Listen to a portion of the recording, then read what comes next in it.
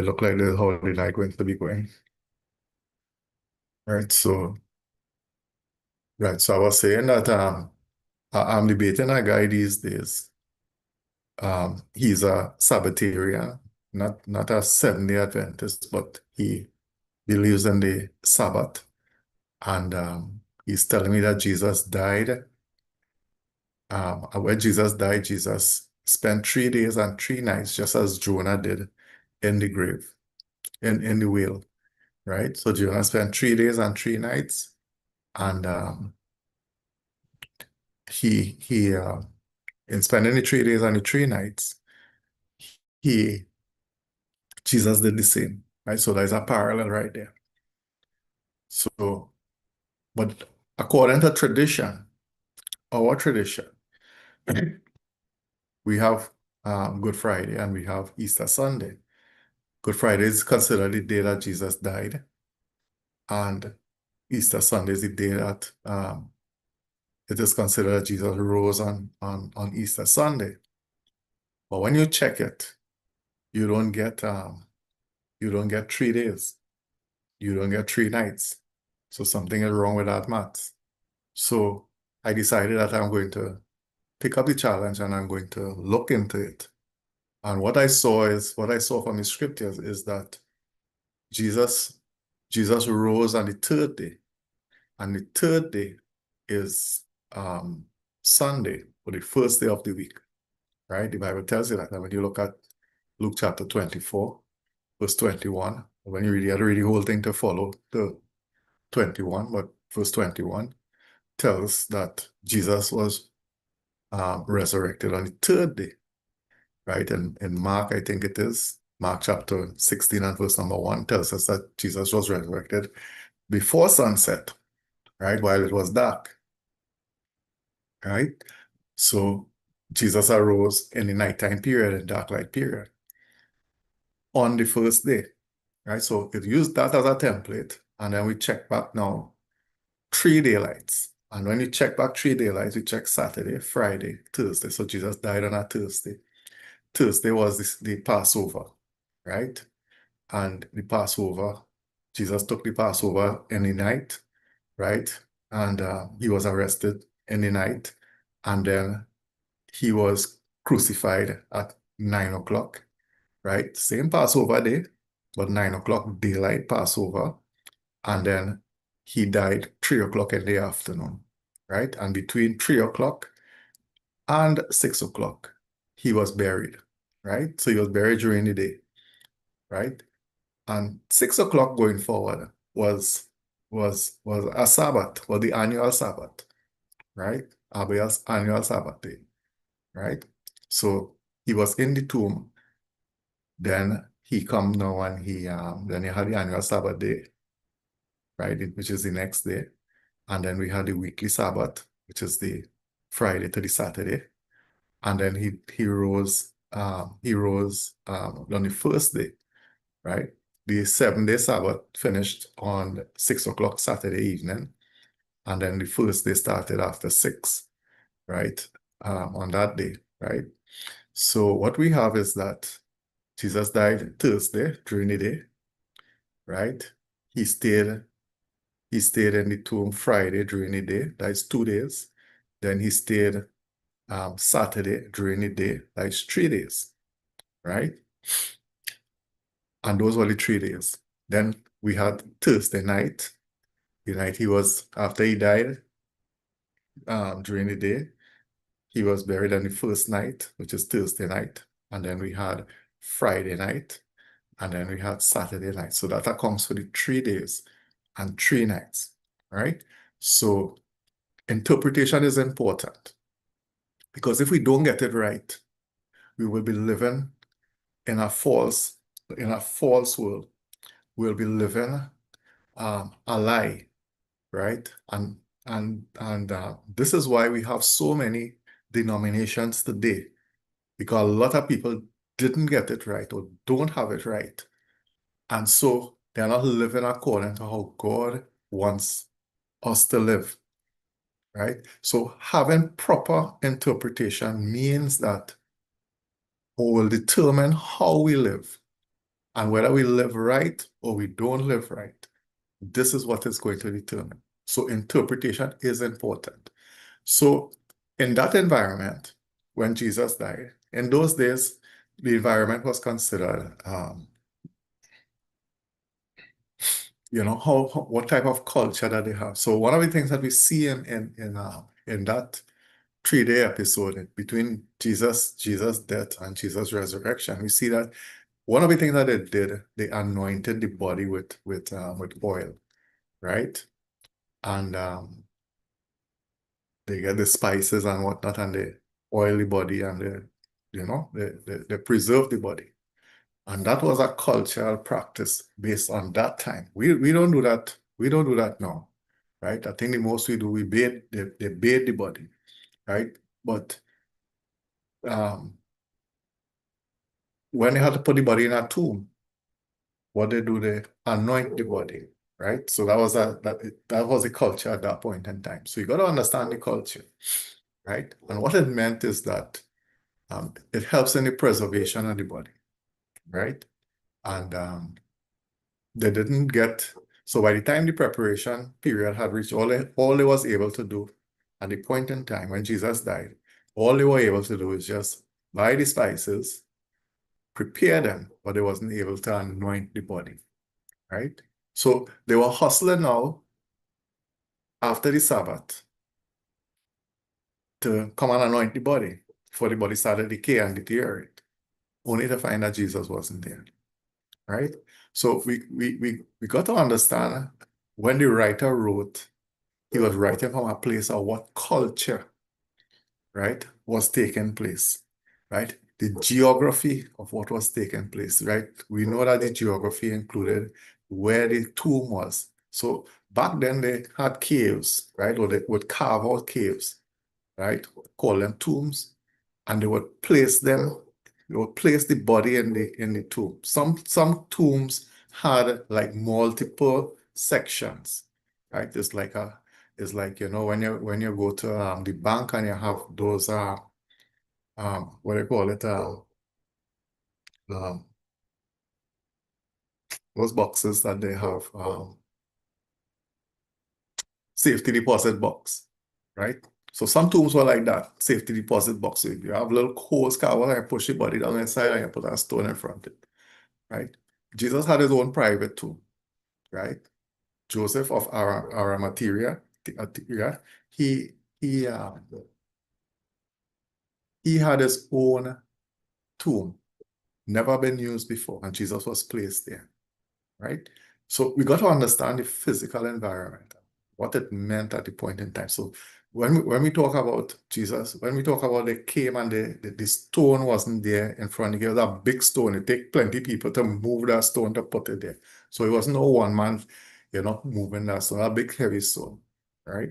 So we got to picture all of that because we don't bury people like that anymore. In fact, we move in away. We have a hybrid system where we not only bury people, but we also burn people, right? So we do both of them, but we don't put people in tomb anymore, right? So we got to picture that environment and see how that worked, and then try to understand how it works in our time, right? So the physical environment is important for us to understand where they were coming from, right? So the culture, the geography, the political circumstances, right? Political circumstances was things like, who ruled at the point in time. We saw recently, a few days before Jesus died, well, in fact, not a few days before Jesus died, um, when Jesus died, he was sentenced, right? And he was sentenced by Pilate, right? And Pilate was the governor at the point in time. And, while we read about Pilate, we get to understand how the system of governance of that period and in that area of province at the point in time. So we understand the physical, we understand the political climate, and we understand a few things about how Pilate went about his business, some of the laws that they kept. And we get a good insight as to how the physical environment was like. So we are able to shape things. today we don't practice what they practiced back then, right? So we got to put ourselves back in that picture and see what was taking place at that point in time, right? So one of the things that impacts the interpretative process is the physical environment, right? So we must keep that in mind. Another thing that impacts if the interpretative process is the the historical background, right? That's important, right? So the historical background will determine how the writer was seeing things, right? Uh, as he wrote, what are some of the things that motivate his determination to write, right? And what meaning was he trying to convey? People write for different reasons, right? But a lot of reasons that people write is based on experiences, what is going on at the point in time, right? And so the historical background is important. Where the writer is coming from, what perspective is he trying to spin on this, right? And he develops themes and what is intended meaning and what he is trying to communicate to the audience at the point in time. So perspective plays an important role in determining the historical, uh, in determining the interpretative process, right? We need to know that. Another thing we need to know in the interpretative process is the um, personal experience. And I think here's where we stopped last day, right? So personal experience, right, determines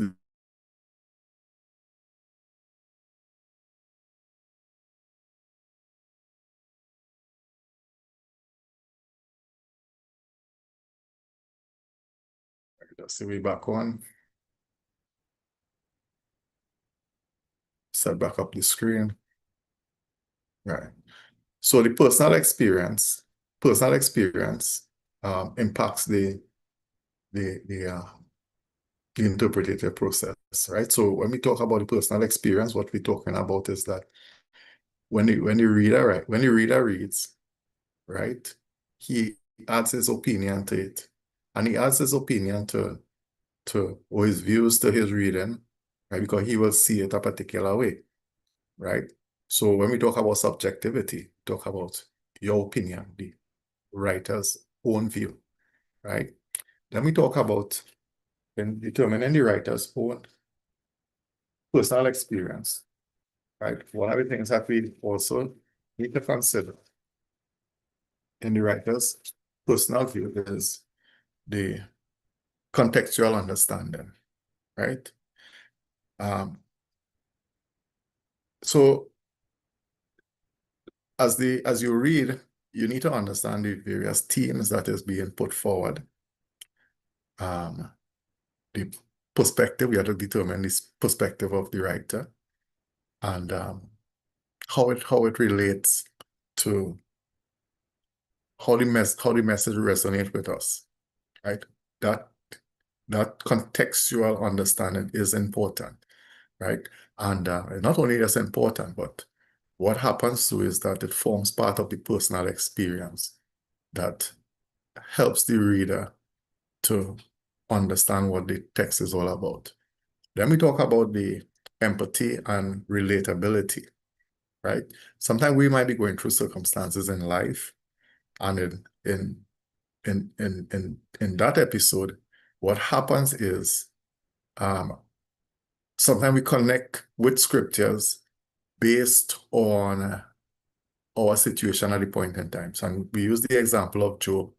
You know, sometimes we're going through real hardship and real difficulties, problem coming one after the next. And what we find happening is that as they come fast and furious, we are able now to relate it back to Job. So we could connect to that part of the scripture, right? And being able to connect to that part of the scripture, we could identify with the writer, right? And so the passage becomes valuable to us in a way that we can connect with it very easily. Then too, there's the dynamic interpretation. I was looking at that, and you know, one of the things that in your personal experience, you interpreting based on where you are in life, you know. A poor person, looks at life um, from a view where, here, what going on? I had a struggle. I had to fight, you know. I would never get rich, life would never get better. And sometimes this is the view that comes across sometimes, right? And a rich person would say, I don't know why these poor people do uh, do something positive. Why don't they get themselves together and make a meaningful life? People talk based on where they are at the point in time. But when we talk about dynamic interpretation, sometimes people's position changes, right? So a poor man may move from poverty, he may move up the ladder, and he may become wealthy. Well, let me use the word wealthy. Let me use the word rich. He might become rich, right? Wealthy and rich is two different places. Um, so he might become rich. So now his dynamics have changed, right? So now he could see things rather than complain and say, well, look, I was struggling and I always struggled. Now he's in a different place and he said, well, look, I'm better off now. And I could relate to the scriptures differently, right? So dynamic situations. So sometimes our circumstances change. And so we view the scriptures in a different light, right? So that is one of the things that cultural outlook. Cultural outlook also impacts the interpretative process, right? When we talk about the cultural impact, we talk about how well okay, let me just read all this. Let me just read something here. An author's cultural background shapes their worldview, affecting the themes they explore in their writing, right? This can include topics like identity, tradition, social issues relevant to their culture, right? So when we look at cultural outlook, is based on how our worldview is like, what we see as how the world looks like at the point in time, right? And that impacts how we look at the scriptures, right? So there are times when we could say easily that, look,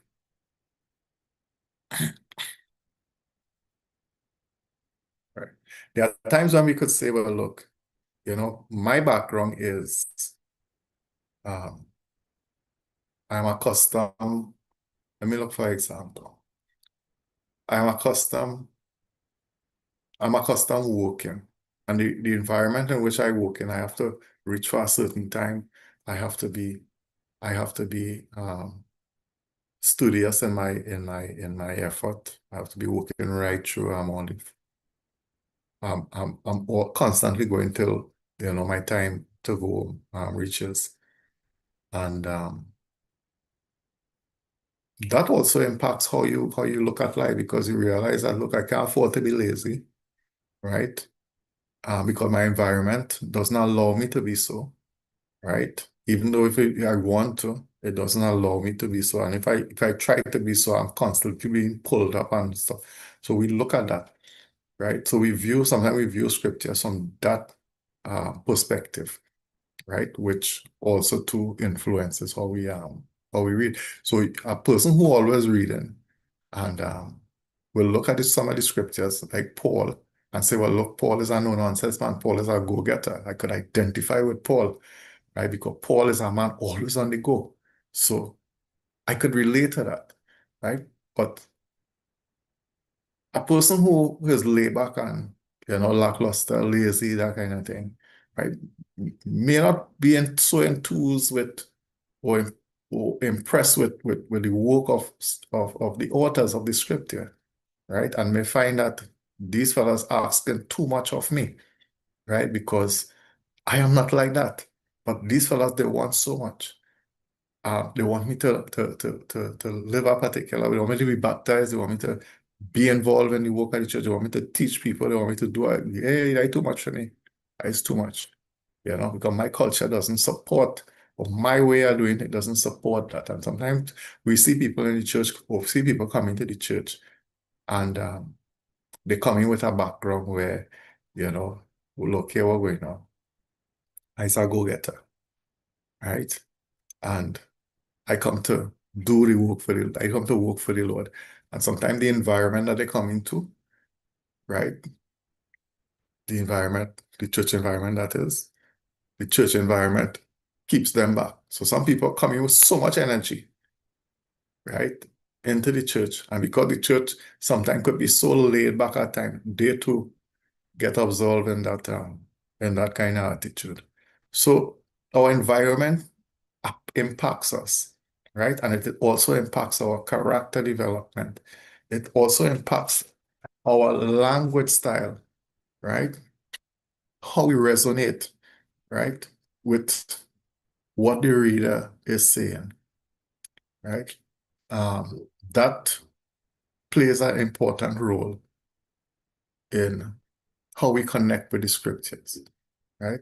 So your personality and your cultural outlook, the environment you come from, can impact how you relate to the scriptures, right? And also to the church environment can also impact you too as well to behave in a particular way, right? Uh, you could be coming to church and we so laid back, sometimes you ask, okay, well, how was church today? Good. No, I mean, how was church today? What you learned today? Well, what the preacher talk about? Well, we talk good, we talk real good. Um, we really, we really went to get out of the service, right? Service was real nice, but I feeling good. Yeah, but what you get out of the service? And some people are like that because, you know, based on how they culture themselves. Sometimes the environment that we fit into shapes our culture, our character, our perspective, how we view things, how we interpret things. It impacts us in those ways, right? Just running a little fast here right now because I see I'm running out of time. Um, linguistics. Linguistics also impacts our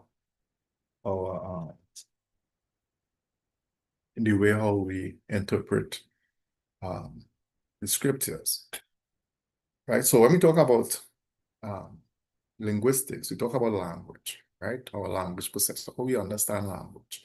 And this includes the ability to hear and distinguish sounds, which is crucial for understanding spoken language, right? So auditory processing, right? How the message is communicated. Well, we can't hear the message audio, but when we listen to message and we hear what the message is all about, how it is presented impacts how we how we how we view, how it resonates with us, right?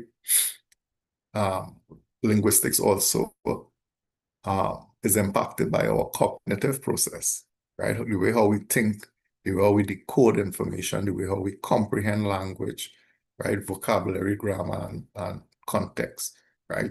This forms all part of cognitive, right?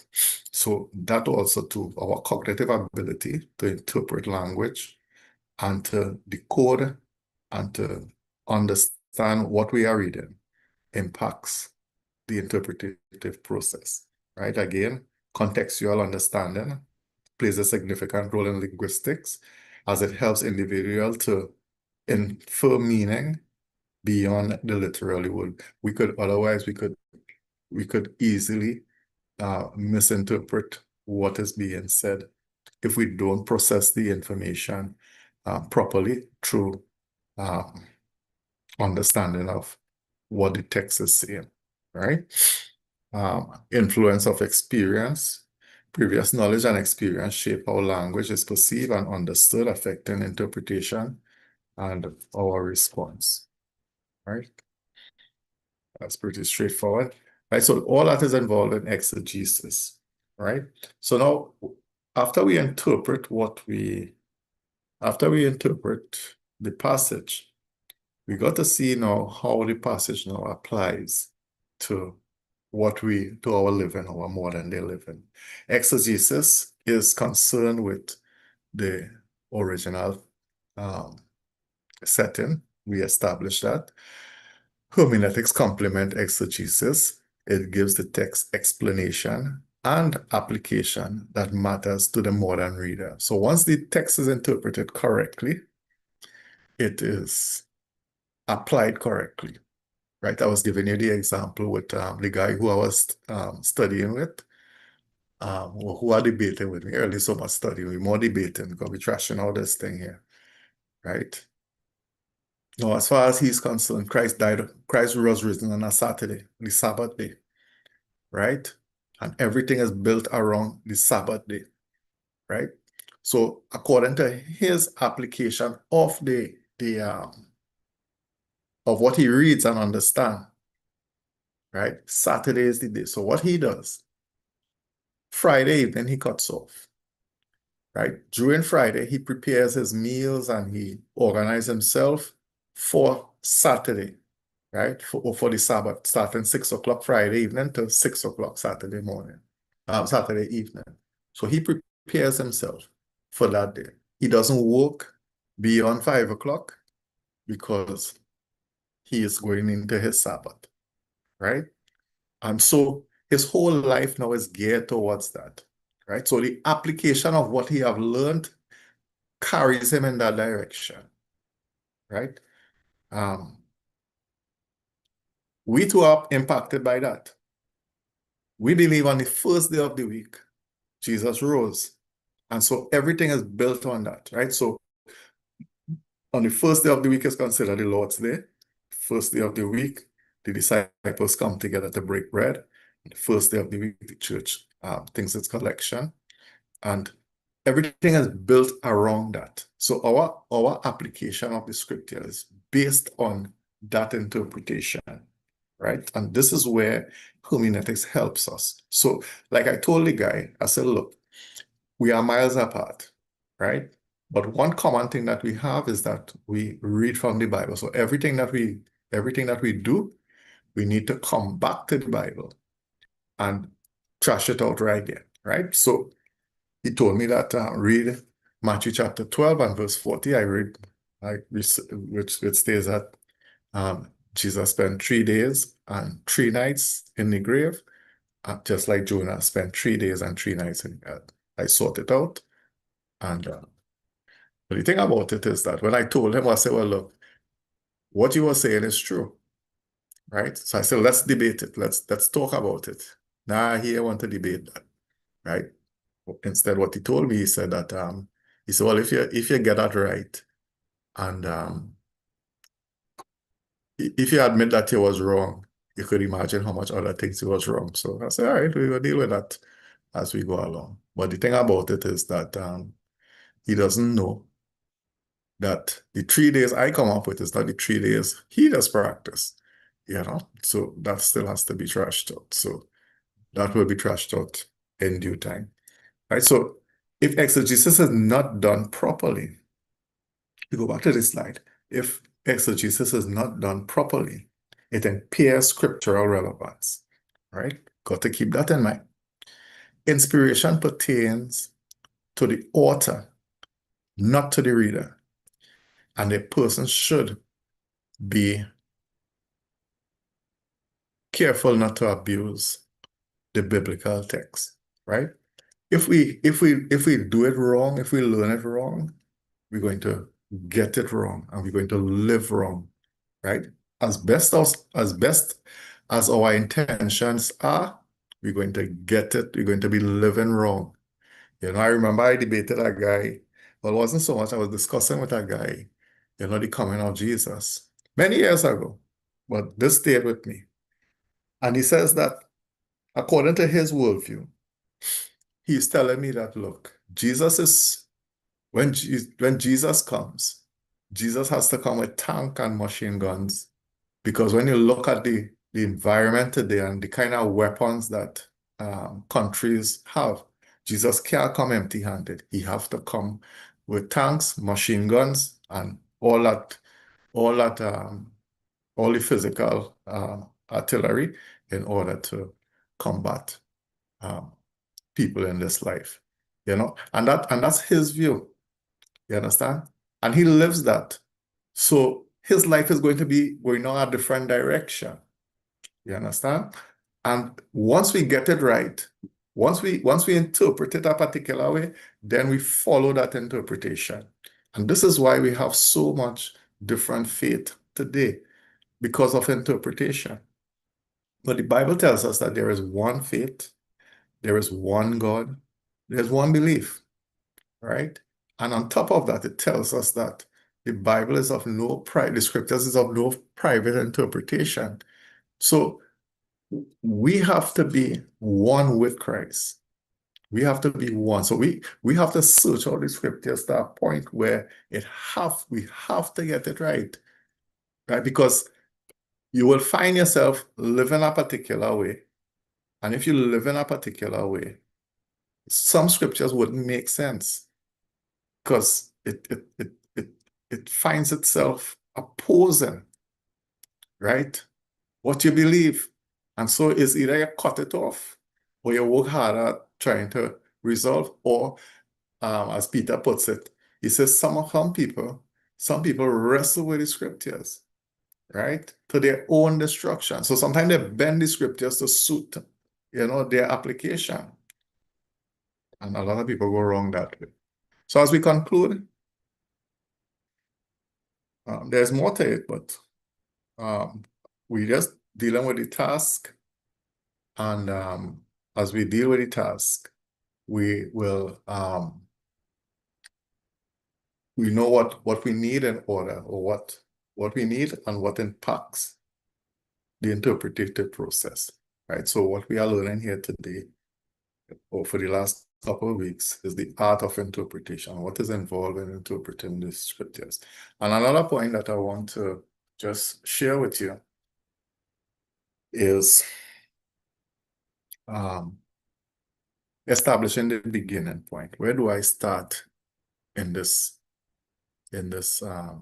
interpretative process, right? Establishing a beginning point, right? Now there are three possible starting points to be considered when interpreting the scriptures, right? Number one, we can look at the author as the determiner of meaning, right? And what that means, if the author alone becomes the one who determines the meaning, then one is faced with the impossible task of knowing fully what the author had in mind, right? So if you're dependent on what the author says, right, then you have to be a mind reader, right? Because sometimes we always don't know what the author is talking about, right? We don't know the full extent, right? So we have to cross-reference scriptures and to try to understand what the intention of the author is about. But sometimes we don't have enough information, right, to determine what the perspective is, right, fully, right? We just know enough, right? So sometimes we can't always depend on what the author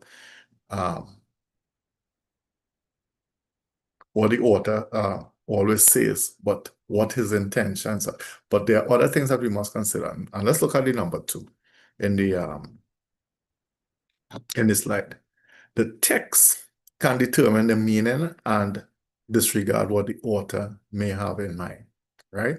So we could look at the text and see what the author had in mind, see what the text had in mind, what the text is saying to us, right? And where are you?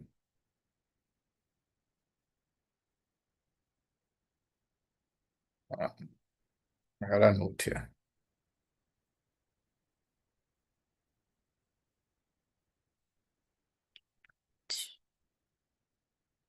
Right, okay. If the text is the only source, then what the author wrote on other occasions and what was said by the others, by others about the author, or what is written elsewhere in scriptures could not be admitted as an aid in interpretation, right?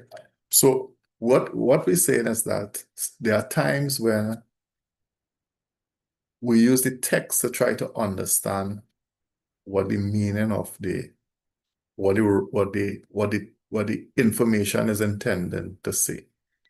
For example, um, the church at Berea searched the scriptures to see whether these things are so, right? Luke wrote it. What was Luke's intention in writing that?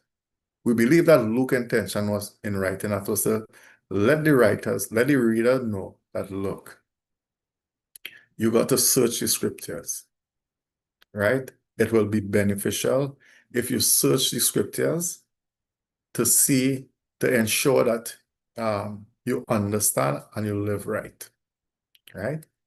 If you look at the text by itself, right? Plenty of time we read the passage and we forget, well, who wrote it, right? So we now just dealing with the text. So we read Acts chapter 17, verse 11, and we say, the church at Berea searched the scriptures to see whether these things are so, right? You could just look at it from a textual point, but forget the author. We just deal with the text. Now, the text is saying that, look, these people, these Bereans were more noble than the Thessalonians, right? In that they search the scriptures to see whether these things are so or not so, right? So you could look at the text by itself, and in looking at the text could stand for itself, right? I understand what the text is saying, right? Forget what the intention of the author is. I understand what the text is saying. And text is telling me that, look, when you get when you get information, when you are preached to, teach, when you are taught, make sure you try to that you get the right information, right? Don't take nothing for granted. That's what the text is telling me. Don't take anything that I get for granted. And then the third one, we could allow the reader to determine the meaning of the text in question. There's another way to interpret. There's another way to start the interpretative process. Let the reader, wherever I feel to, whatever I understand it to be, that is what it is, right? And that could be a wrong and a false concept. So I believe that there should be a balance, right? The author's intent, the text that is under consideration, and also to how I understand the scriptures. And all three must come together to produce a good understanding, right, of what the writer and the text is intended message is all about, right? So that's important, right? So let's look to close. I just want to read off a couple of things here to just summarize a few things that we did in the past, right? So some of the things that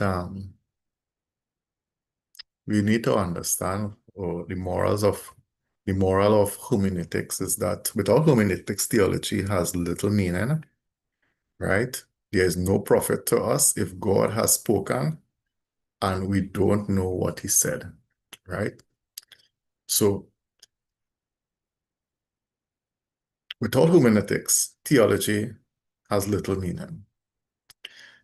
If we don't spend time in the scriptures, right, understanding what God is saying to us, then it doesn't profit us anything, right? It doesn't make no sense God speak and we don't understand, right? That makes no sense, right? It's like we trying to communicate. We telling we telling we children, here what? I want you to go down the road, buy a loaf of bread and bring it back for me. If the child don't understand that, it doesn't make no sense, right? Because he's going to bring the wrong thing. He's going to do what he wants if he doesn't understand the directive that you gave him, right? What can cause us to violate the scriptures, as we did in the past? Things like prejudice, human authority, right? People in high position, whatever they say, well, right, we take that um, as good, as goal. Sometimes we hear people say, well, the pastor say, my pastor say it is so, and that it is so, right? Appeal to popular views. Sometimes we appeal to popular views, and that could lead us and go down astray, right? Um,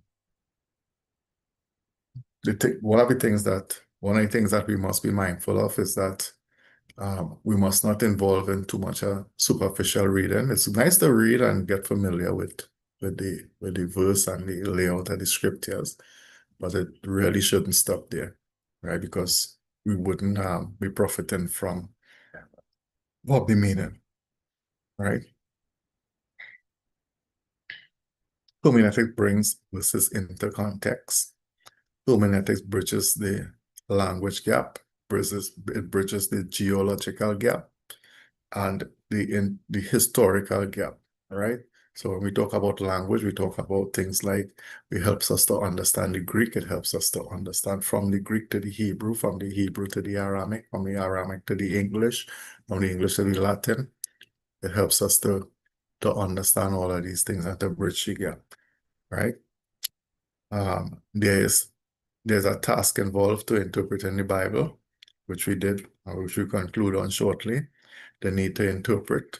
The task of interpreting the Bible involves the need to interpret, the impact of the interpreter, or the interpreter impact on the scriptures, the interpretative process, how we go about interpreting, and what are the things that affect interpretation, right? So that concludes hermeneutics for tonight. For this series. There's much more to hermeneutics because we haven't studied a lot of stuff still in hermeneutics. There's still a lot of different traditions that we have to encounter, like oral tradition. One of the things in oral tradition is uh, without writing. Like, for example, like in the time of Adam to the time of the flood, nobody knew how to write. So then how was the information preserved? Right? The information was preserved through oral tradition, right? Then the time between the flood and the time of, not even so much Moses, the time of Abraham, there was a whole different concept of preservation of the words. All these things has to be, all these things fall under hermeneutics, right? And there's a lot to learn still in hermeneutics. This is just the surface, right? And I just tried to do something a little different so that we would be able to understand or I attempted for you to understand that the Bible needs to be interpreted, right? So that's it for now, and thank you very much.